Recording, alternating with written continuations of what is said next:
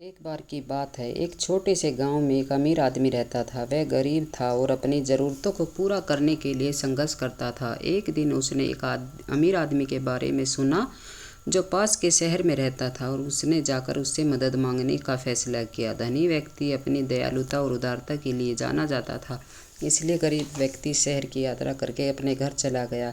जब वह आया तो धनी व्यक्ति के नौकर ने उसका स्वागत किया और उससे पूछा कि वह वहाँ क्यों आया है। गरीब आदमी ने समझाया कि उसे वित्तीय सहायता की ज़रूरत है और उम्मीद है कि वह अमीर आदमी उसकी मदद करने में सक्षम होगा। नौकर ने उसकी कहानी सुनी और उसे अगले दिन फिर आने को कहा। अगले दिन जब वह गरीब आदमी लौटा तो नौकर ने उसे पत्थरों का एक थैला दिया और कहा कि इसे बाजार ले जाकर बेच देना। बेचारा भ्रमित और निराश था, लेकिन उसने जैसे जैसे कहा गया था वैसा ही किया। वह पत्थरों के थैले को बाजार में ले गया और उन्हें बेचने की कोशिश की, लेकिन किसी ने दिलचस्पी नहीं ली। वह बाजार से बाहर निकल ही रहा था कि उसने देखा कि बच्चों का एक समूह चट्टानों से खेल रहा है।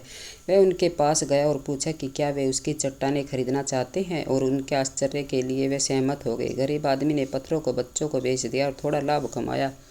वह धनवान व्यक्ति के घर गया और नौकर को सारी बात बताई। फिर नौकर ने उसी चट्टान को एक थैला और दिया और अगले दिन भी ऐसा ही करने को कहा। गरीब आदमी ने जैसा कहा वैसा ही किया और फिर से बच्चों को चट्टानें बेच दी।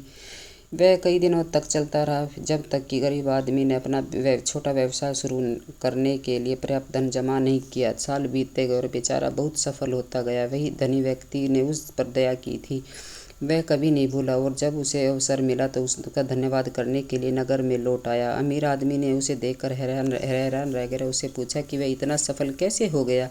उस गरीब आदमी ने उस पत्थरों के थैले के बारे में बताया और बताया कि कैसे उन्होंने उससे अपना व्यवसाय शुरू करने में मदद की थी। तो कहानी आपको पसंद आई हो तो लाइक शेयर सब्सक्राइब ज़रूर करें।